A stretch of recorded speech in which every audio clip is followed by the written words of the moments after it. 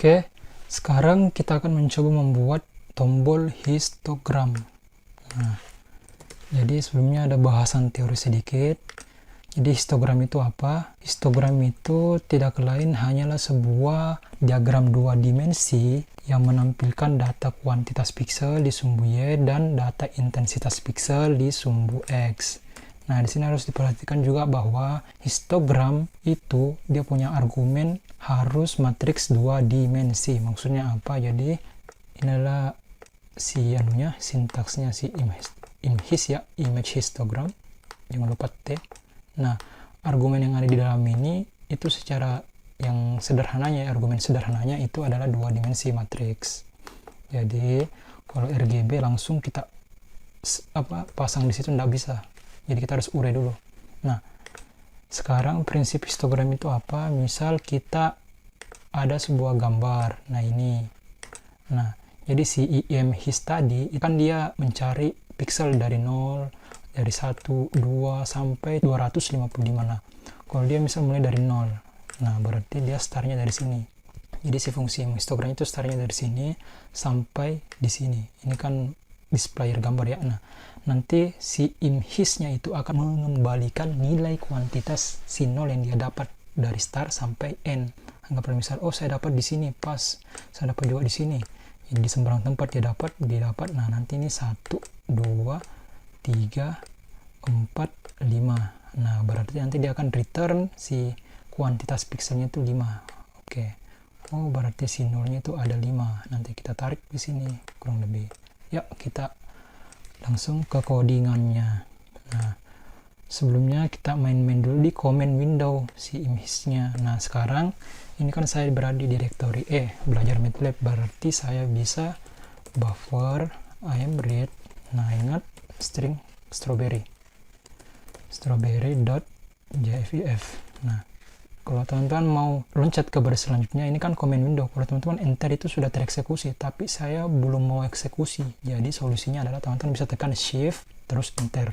Nah, sekarang saya ingin tampilkan dia punya histogram. Ingat imhis. Nah, jadi di sini adalah buffer. Jadi matriks. Nah, di sini ada hampir. Kenapa? Ini si buffer, ini RGB. Jadi kita coba ambil yang data halaman pertama ya. Nah, ini. Oke. Jadi ini adalah matriks dua dimensi di halaman pertama miliknya si merah. Oke, kalau saya enter, tampil dia punya histogram. Nah, teman-teman kalau perdekat, itu sebenarnya histogram tidak lain hanyalah sebuah garis lurus ke atas. Jadi bukan batang. Nah, ini kan garis lurus ke atas, kurang lebih. Nah, yang jadi pertanyaan adalah, apakah bisa saya mendisplay sebuah histogram RGB itu dalam satu displayer? Jawabannya bisa. Ayo kita coba. Tadi kan imread. Oke, sekarang kita pisahkan. Ini merah ya. Merah, halaman merah, buffer 1. Nah, sekarang ini kita copy paste, Ctrl C, Shift Enter, loncat ke baris selanjutnya. Kita ubah jadi apa ini? Hijau. Halaman kedua. Kita Ctrl C lagi. Oke, setelah kita pisah, coba kita tampilkan di displayer imhis. Nah, yang ingin saya tampilkan itu yang pertama merah.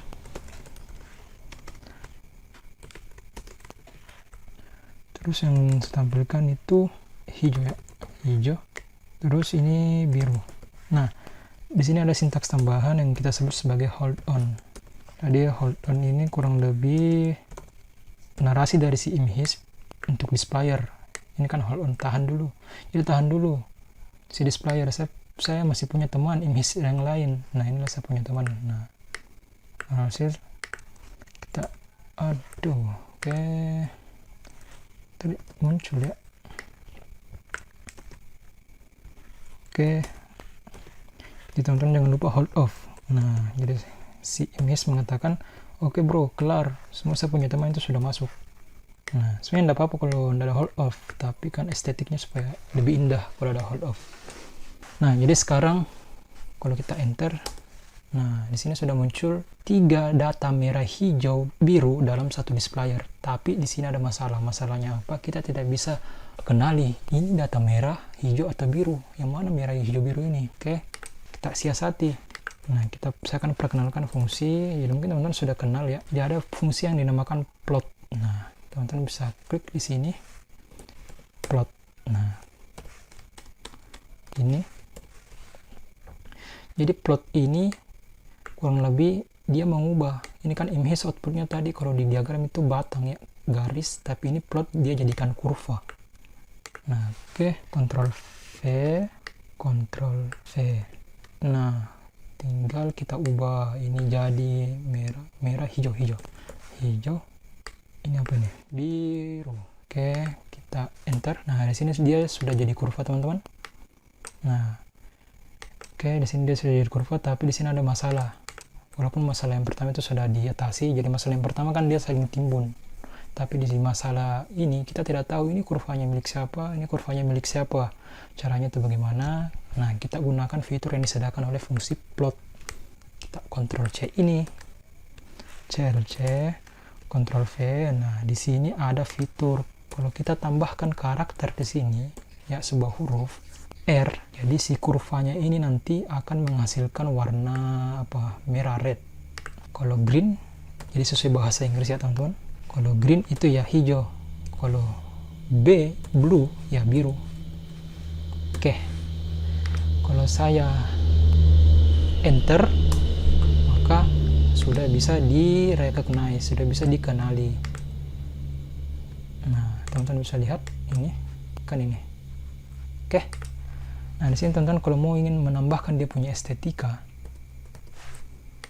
ya estetika teman-teman bisa kasih limit supaya percantik ya lebih tepatnya. Kan tadi agak kekecilan, kita tidak tahu, tidak bisa terlalu mendeteksi. Nah, teman-teman bisa tambahkan di sini Shift Enter X Slim. Nah, sintaksnya demikian. Nah, ingat untuk intensitas pixel kan di sumbu X, jadi dianya dari 0, maksimumnya 255. Nah, titik koma, Shift Enter, bisa Y-lim. Nah, untuk batasan minimum maksimumnya si Y. Nah, minimumnya 0, maksimumnya itu nah terserah. Kalau saya anggaplah misal 1000, berarti ada data yang hilang, tapi tidak apa-apa. Kalau saya Enter, maka teman-teman bisa lihat di sini si Y-limnya ini kan limitnya. Nah, tapi di sini pasti ada data yang hilang. Nah, ini kan masih terus ke atas. Nah, intinya demikian lah. Teman-teman yang ngatur sendiri sesuai selera masing-masing. Oke, saya rasa sudah cukup codingannya. Nah, sebelumnya untuk codingan GUI-nya itu kita buat dulu dia punya tombol di sini. Apply ini, Ctrl C. Jadi cukup satu tombol,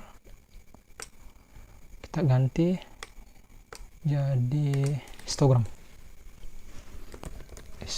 enter. Sekarang kita buat 2 akses. Jadi untuk displayer histogram itu kita pisahkan dengan displayer gambar. Ctrl C, Ctrl V, otomatis jadi akses 2. Oke.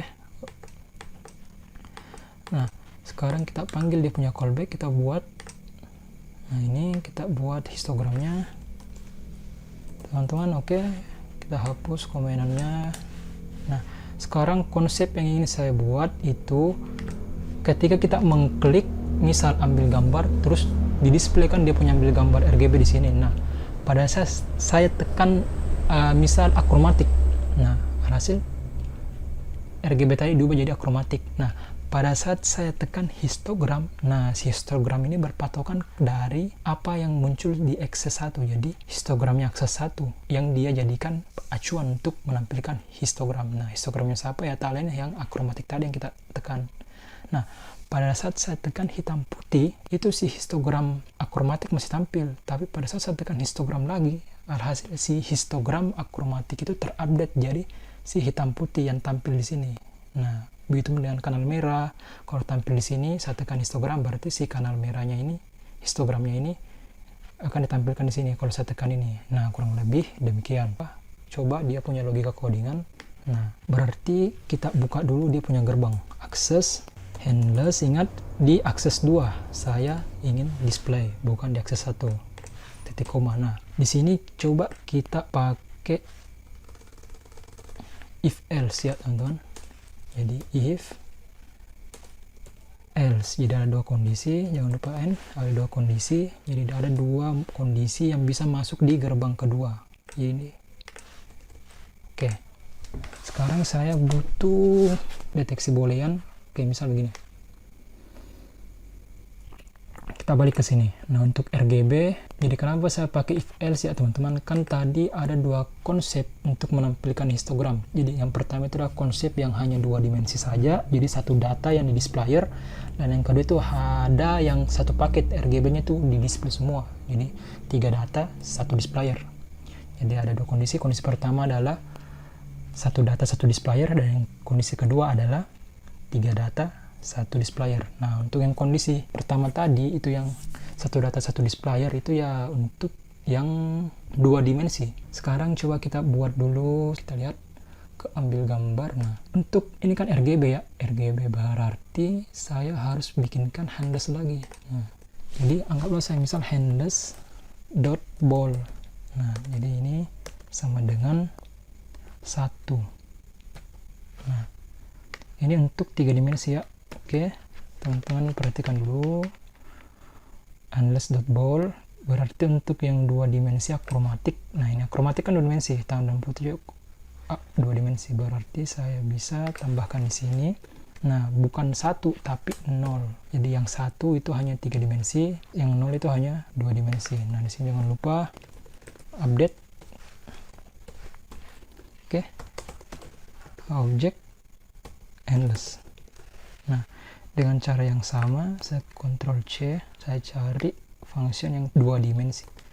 Ini juga 2 dimensi. Kanal merah juga 2 dimensi. Kanal merah ini ya kanal merah. Tapi nanti ya, intinya kita 2 dimensikan dulu. Walaupun faktanya dia 3 dimensi nanti. Oke, kanal biru. Oke, sudah cukup. Coba kita kembali ke sini, ambil gambar. Nah, untuk data serapannya kita kan bisa langsung ambil, ini kan sudah ada handless. Nah, untuk yang 2 dimensi kromatik dan abu-abu, jadi kita masih butuh lagi si handless dot his. Oke, jadi si handless dot his ini mengambil data si buffer. Nah, jadi kita juga butuh data numeriknya untuk mendisplay histogramnya, jadi buffer titik koma. Ya, buffer kan mengandung akromatik sudah. Nah, untuk si hitam putih itu sama handless.his, jadi si handless.his-nya ini kita samakan si buffer. Nah, ini buffer. Nah, untuk kanal merah itu ini perlu hati-hati. Kenapa? Bukan buffer. Karena ini kan buffer 3 dimensi. Yang kita ambil itu ya merah. Nah, ini merah. Oke. Sekarang ini. Jadi hijau, biru.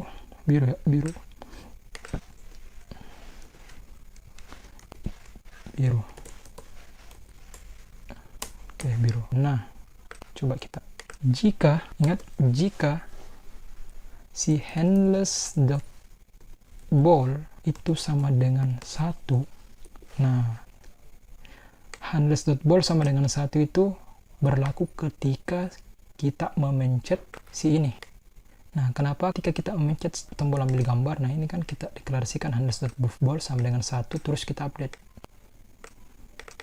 Berarti else-nya ini kondisi ketika handless.ball itu tidak sama dengan 1. Berarti ya 0. Nah, berarti di sini adalah penindakan displayer untuk yang 3 data satu displayer. Nah, caranya bagaimana? Teman-teman bisa langsung copy paste yang komen window tadi, si ini. Oke, kita copy paste. Xlim-nya kita nanti hapus ya. Oke, jadi ini si if-nya. Nah, tapi ini mread bukan mread. melainkan apa?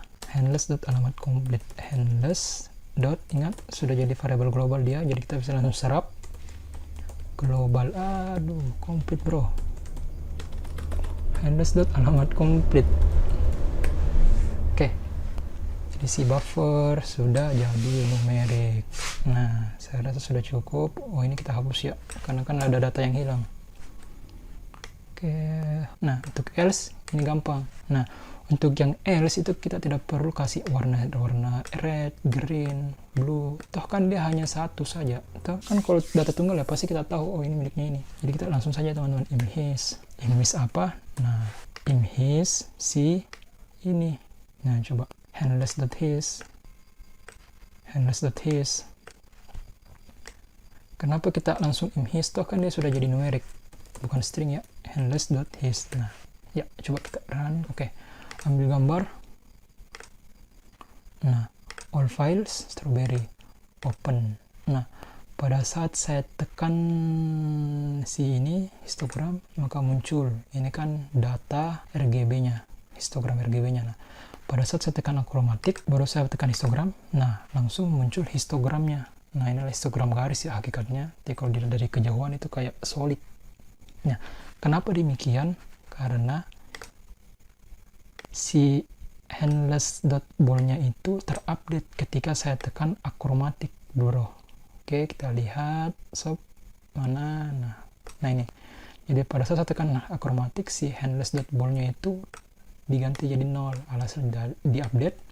Nah, handless.ball yang nilainya tadi 1 itu ditimpa oleh handless.ball sama dengan 0 setelah saya update jadi GUI data. Intinya ketika kita tekan ini, dan ketika saya tekan si handless.his-nya itu dijadikan si buffernya siapa ya? Akromatik. Nah, coba kalau saya tekan lagi hitam dan putih, nah terus saya tekan histogram, nah ini jadi histogramnya hitam dan putih. Nah, ini sekedar info, ini hitam dan putih kan dia punya intensitas dari 0, bukan dari 0, intinya 2, 0, 1. Nah, ini 10 kali 4 berarti 4 dikali 10 pangkat 4. Kenapa demikian? Itu dikarenakan pada saat saya tekan hitam dan putih, si handless.ball-nya itu tetap 0. Kan 0 ya, oke lah. Hakikatnya ya ditimpa, tapi kan 0 sama saja. Nah, tapi si handless.his-nya yang tadinya itu buffernya si akromatik, itu ditimpa jadi buffernya si hitam dan putih. Alhasil ketika dia masuk ke tombol histogram, nah pasti dia masuk ke else. Itu kan dia handless.ball-nya 0. Handless.his-nya itu ya yang hitam dan putih tadi. Nah, semoga teman-teman paham logikanya. Oke, kita coba sekali lagi dulu. Hitam dan putih histogram, kanal merah histogramnya ini, kanal hijau histogramnya ini, kanal biru histogramnya ini. Nah, ini perlu dicermati ya, diwaspadai. Jadi pada saat teman-teman menentukan handless.his-nya itu untuk tombol kanal merah, itu jangan teman-teman ambil si buffernya. Nah, ini misal kanal hijau, ini handless.his-nya teman-teman ambil yang hijau ya, jangan buffer. Ini kan 3 dimensi, bakalan error pastinya. Oke, saya rasa sudah cukup. Kita pindah ke tombol berikutnya.